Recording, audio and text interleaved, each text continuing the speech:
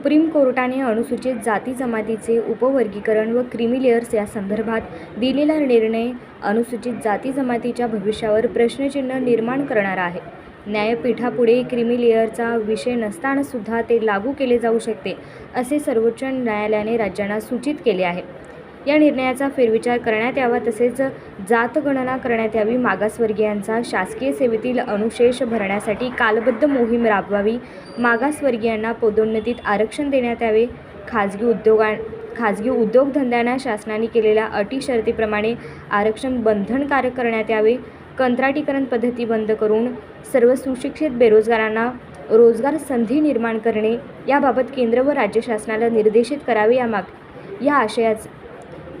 या अशा मागण्याचे निवेदन माननीय जिल्हाधिकारी धाराशिव यांच्यामार्फत भारताच्या राष्ट्रपती महोदय द्रौपदी मुर्मू, पंतप्रधान नरेंद्र मोदी